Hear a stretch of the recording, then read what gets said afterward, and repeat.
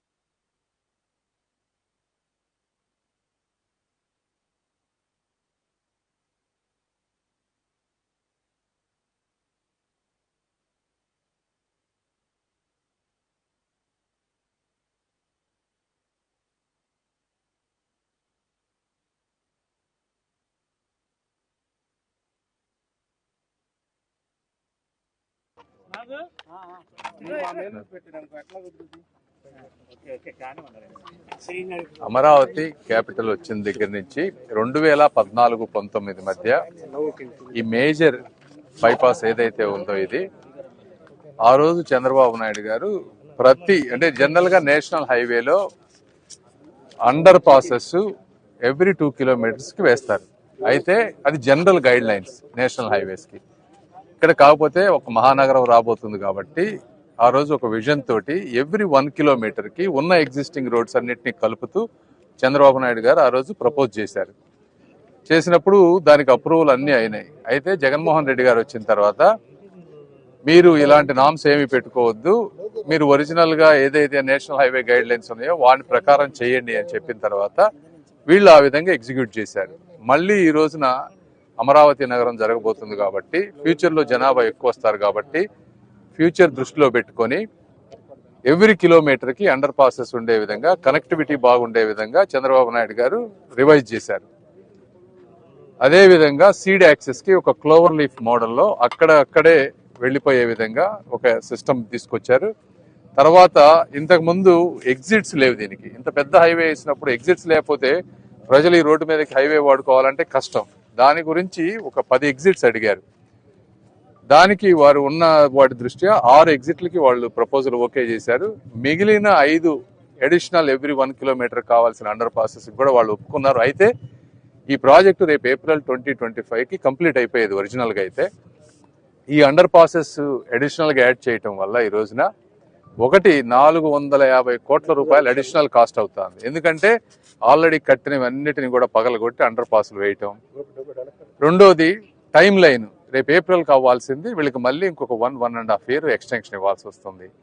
అంటే ఇవి ఎందుకు చెప్పాల్సి వస్తుందంటే ఒక అసమర్థ ముఖ్యమంత్రి జగన్మోహన్ రెడ్డి గారు పరిపాలన మీద అవగాహన లేకుండా, దూరదృష్టి లేకుండా కేవలం కక్షతోటి చేసినందువల్ల ఎంటైర్ ప్రాజెక్టు 1.5 year డిలే అవుతుంది. 450 కోట్ల రూపాయల నష్టం జరుగుతూ ఉంది. ఇలాంటి పరిస్థితులు ఈ చుట్టుపక్కల ప్రాంతాల్లో ఉన్న ప్రజలందరూ కూడా ఇవి అర్థం చేసుకోవాలని, క్లియర్ గా తెలియాలని ఈ రోజు మేము ఒకసారి వచ్చి ఇవన్నిటిని వెరిఫై చేసుకొని ఇక్కడే ఉన్న రైతులకు కానీ ఇంకేమన్నా సమస్యలు ఏమన్నా ఉంటే మా ఎమ్మెల్యే గారు నేను ఇంకా కోఆర్డినేట్ చేసుకొని మళ్ళీ ఫ్యూచర్లో ఇలాంటి డిలేలు అన్నెసెసరీ ఎక్స్పెండిచర్ రాకుండా ఉండాలని ఈ రోజు విజిట్ కి వచ్చాం. Thank you. కొంతమంది ఈ ప్రాంత రైతులకి గ్రామాలకి ఎంటర్ కావడానికి పర్టికులర్ ఈ రోడ్డు యాక్సెస్ లోనే కొంత అభ్యంతరాలు చెప్తున్నారు. వాళ్ళ సమస్య ఏదైనా మీ దృష్టికి వచ్చినా ఎలా సాల్వ్ చేయాలని అంటే వాళ్ళు పెద్ద అవన్నీ సాల్వ్ చేసినవే. ఇవన్నీ ఇప్పుడు చిన్న 1-2 వాళ్ళు రిక్వెజిషన్స్ ఇచ్చారు. జాయింట్ కమిషనర్ గారు ఉన్నారు, ఎమ్మెల్యే గారు, నేను ముఖ్యమంత్రి గారికి, నారాయణ గారికి ఇష్యూస్ అన్ని తీసుకువెళ్తాం. అవన్నీ చిన్న ఇష్యూస్. Thank you. నష్టపరిహారం ఇంకా బాకీ ఉందని మీరు మాట్లాడతారు. ఏమన్నా అవన్నీ చిన్న సమస్యలు ఉన్నా అవన్నీ ఇప్పుడు వచ్చేటువంటి రేపు స్టార్ట్ అయ్యే వర్కుల్లో అన్ని క్లియర్ అయిపోతాయి అమ్మా. సుప్రీంకోర్టుకి సంబంధించి కూడా రైతులకు సంబంధించిన ఇష్యూ ఒకటి రాబోతుంది. దానికి ఇట్లా ప్రభుత్వం సైడ్ నుంచి ఏదైనా ఇష్యూ ఏంటది? అంటే రైతులకు సంబంధించి ఏదైతే డబ్బులు బ్యాలెన్స్ కి సంబంధించి ఉన్నాయో దానికి చంద్రబాబు నాయుడు గారి మీద నమ్మకంతో 33,000 ఎకరాలు ఇచ్చారు అందరూ. బాబు గారు ఉన్నప్పుడు అసలు ఎవరికైనా అన్యాయం జరిగే విధంగా ఆయన ఎందుకు చేస్తారు చెప్పండి? మీరు ఆలోచించాలి. ఎవడన్నా ఈ ప్రాంతంలో ఏదన్నా అల్లరి చేశారంటే ఈ జగన్మోహన్ రెడ్డి గారి మనుషులు, వరల్డ్ బ్యాంక్ కి అందరికీ ఇవన్నీ ముందుకు వెళ్లకుండా జరగటానికి చేసే అయితే తప్పించి నిజంగా ఈ ప్రాంతం మీద అభిమానం, ప్రేమ ఉండి ఈ క్యాపిటల్ మనకు ఉండాలనుకునే ఏ వ్యక్తి కూడా అలాంటి పనులు చేయరు. ఏదన్నా ఉంటే వారి సమస్యలు వినటానికి ఎమ్మెల్యే గారు ఉన్నారు. ప్రతి శని ఆదివారం నేనున్నా, నారాయణ గారు ఇక్కడే ఉన్నారు, బాబు గారు ఇక్కడే ఉన్నారు. ఏముంటాయి ఇందులో? తీర్చలేని సమస్యలు 33,000 ఎకరాలు కలిపినప్పుడు చిన్న సమస్యలు తీర్చలేని నాయకుల ఇక్కడ ఉన్నది. కాబట్టి ఏమున్నా కూడా మా దగ్గరికి రండి. Thank you. ఓవరాల్ గా అమరావతి షేప్ లైన్ ఎప్పుడు క్లియర్ అవుతాయమ్మా. ఇవన్నీ వెళ్ళే కొన్ని చూస్తా ఉన్నారు కదా. ఇది ఏప్రిల్ కావాల్సింది ఇప్పుడు 1.5 year. ఇట్లా అన్ని పెరుగుతాయి. ఇవన్నీ ఇదే ప్రాబ్లం. ఏంటంటే మాయమాటలు నమ్మి ప్రజలు ఓట్లేస్తే ఎంత నష్టం జరుగుతుంది అనే దానికి ఇవే ఉదాహరణలు. Thank you. మీరు మాట్లాడతారు.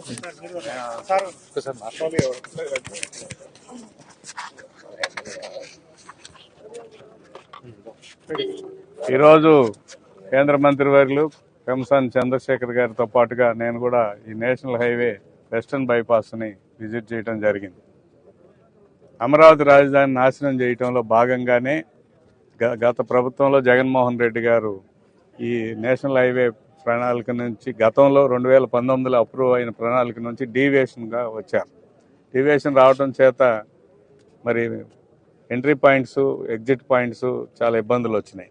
ఇది గమనించిన ముఖ్యమంత్రి గారు ప్రతి కిలోమీటర్కి అండర్ పాస్ ఏర్పాటు చేయాలని ప్రపోజ్ చేశారు. తద్వారా జరిగిన నష్టం ఏంటంటే ఆల్రెడీ రోడ్డు జగన్మోహన్ రెడ్డి అప్పటి సిఆర్డీ అధికారుల డైరెక్షన్ ప్రకారం వేసిన రోడ్లు కొన్ని అండర్ పాస్ డెవలప్ చేయాల్సిన బాధ్యత ఉంది. ఎందుకంటే వాటిని తవ్వి తీసి మరలా ఈ రోడ్డు E4 దగ్గర నుంచి మొదలుపెట్టి E12 వరకు రోడ్లన్నీ కూడా అండర్ పాస్లు ఏర్పాటు చేయాల్సిన బాధ్యత ఉంది. సో లేకపోతే ఏమవుతుందంటే అమరావతి పట్టణం డిస్కనెక్ట్ అవడానికి ఎక్కువ అవకాశాలు ఉన్నాయి. అందుచేత మళ్ళీ మొదలు పెట్టాల్సిన పరిస్థితి కనిపిస్తుంది. దాదాపు పూర్తి కావాల్సిన సందర్భంలో ఇనాగ్రేషన్ చేయాల్సిన సందర్భంలో తిరిగి ప్రజలకు యాక్సెస్ ఇవ్వాల్సిన పరిస్థితులు కనపడుతున్నాయి. కాబట్టి మనం అందరం అర్థం చేసుకోవాల్సింది ఏంటంటే 2019లో ఏ ప్లాన్ అయితే అప్రూవ్ అయిందో దాన్ని నాశనం చేయడం ద్వారా ఈ ప్రణాళిక ఆలస్యం అవుతుంది. మిగిలిన రోడ్లన్నీ కూడా డెవలప్ చేసేసి ఈ వెస్టర్న్ బైపాస్ పూర్తి చేయాల్సిన సందర్భంలో మళ్ళా మొదలు పెట్టాల్సిన కొన్ని పరిస్థితులు వస్తున్నాయి. బ్రిడ్జి పూర్తి అయిపోయింది, కృష్ణానది మీద పాలవాగు మీద బ్రిడ్జిలు పూర్తి అయిపోయినాయి. కానీ యాక్సెస్ కోసం కొత్త ప్రణాళిక మొదలు పెడుతున్నారు. దానికి 400 కోట్ల పైగా ఖర్చు అవుతుంది. దానిలో కొంత రాష్ట్ర ప్రభుత్వం భరించాలి, కొంత కేంద్ర ప్రభుత్వం భరించాల్సి ఉంది. అవన్నీ కూడా ఈ నెలలో అప్రూవ్ అయిపోతాయి. వచ్చే నెల నుంచి రివైజ్డ్ ప్లాన్ ప్రకారం యాక్షన్ మొదలవుతుందని తెలియదు.